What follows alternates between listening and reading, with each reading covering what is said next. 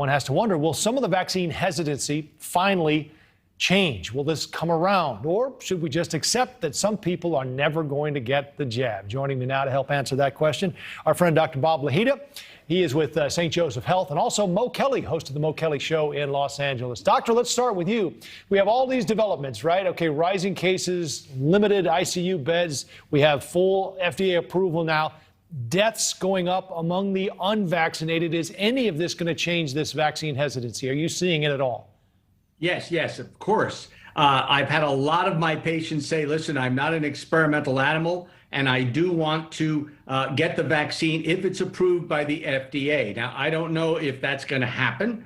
I don't know if they're really just telling me that to make me feel happy, but I am sure that there are a few million people who, because of the FDA approval, will get the vaccine. It's no experimental agent. It's not an experimental drug. It never has been, actually. When it achieved emergency use authorization, it was suitable for everybody up over the age, of course, of 18. And now 16. Right. So, Mo, I see on Twitter that you've been arguing with people about getting the vaccine. How's that going for you? Well, I'm trying to keep up the good fight, as they say, but I want to remind people that although the FDA has now given full approval, you need not wait. And what we're going to see because of this FDA full approval, you will see systems change. In other words, school districts are changing. The city of Culver City has already said that it's going to mandate the vaccine for both staff and students. The city of Pasadena, home of the Rose Parade and the Rose Bowl, the school superintendent said they're going to adopt the state guidelines requiring vaccination proof for staff and teachers on September 1st, fully vaccinated, as opposed to waiting to October 15th, which is the state guideline. So you're going to see system change much more quicker than people's attitudes. Doctor, I guess we're at about, what, 51% fully vaccinated, and the last I think I saw was about 70% with one shot. Is this just the best we're going to do, and it's a fact of life, and we're going to have to accept it?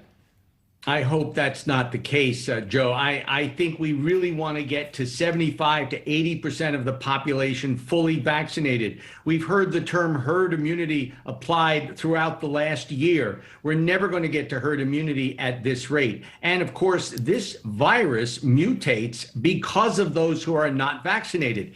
Those people who are not vaccinated allow the virus to thrive. It thrives, it kills, it puts people in the ICU. And of course, the mutations become the variants, and the variants are very resistant. Right, Mo, this is where we are, it sounds like. I mean, a lot of people just are not going to get the shot, as you're finding out on Twitter, for a lot of reasons. We know there's a solution, and it is the vaccine, but there's really, it doesn't seem like at this point, much more we can do to convince people to get it.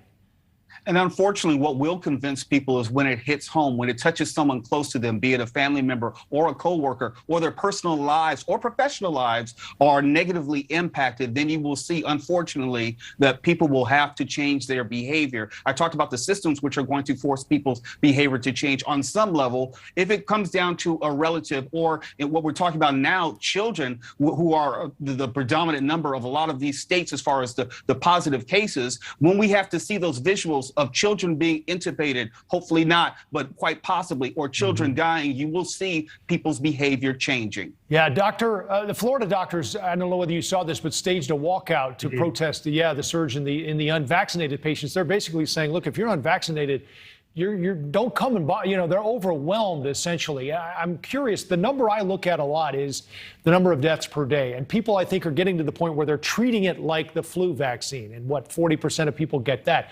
But in these death counts, I think 36,000 people on average die from the flu every year. If we're at 1,000 a day dying from COVID as we are now, obviously that's 360,000 people a year. So, doctor, what do you say to folks who say this is just something we're going to have to deal with and live with or die with? No, that's not the case, Joe. This is a deadly virus. It is not influenza. Influenza, we can control to a major degree. This kills people. The reason the doctors went out to make a statement was because we're totally exhausted. If you're working 12, 14, sometimes 16 hours round the clock, and you're pronouncing 20 people dead on your shift, it's not a good thing. We're running out of personal protective equipment. We're running out of drugs. We're running out of ventilators again, believe it or not. So this is not a joke. It's not influenza. It is a very serious thing, and people better wake up to it right now, because it's only going to get worse over the winter.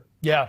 Doc, we're going to ask you to stand by because we wanted to get Mo on one other thing before we let him go. What's happening with the recall? Last time you and I talked, you thought Gavin Newsom was safe. Do you still feel that way? Because it seems like things are tightening up. I think he's safe, if only because Larry Elder, the presumed frontrunner for the Republican alternatives, is enduring so much heat in terms of his history. There's a state-level investigation of his finances, whether he's actually declared all of his sources of income, the questions about his previous behavior. There's some allegations which have been made by a previous girlfriend and fiance. And so Larry Elder has been playing defense for the past couple of weeks as opposed to going on offense. And the governor has correctly made this a question of whether you want Gavin Newsom or Larry Elder, and that makes it much more difficult for Republicans. Right. Well, the knives are out. September 14th is the election. Mo Kelly, thank you for the info out there in L.A. It's always good to see you. And Dr. Bob, it's always great to have you as well. Take care. Thanks, Joe. Thank you, Joe. Now that the U.S. is flying tens of thousands of refugees out of Afghanistan, where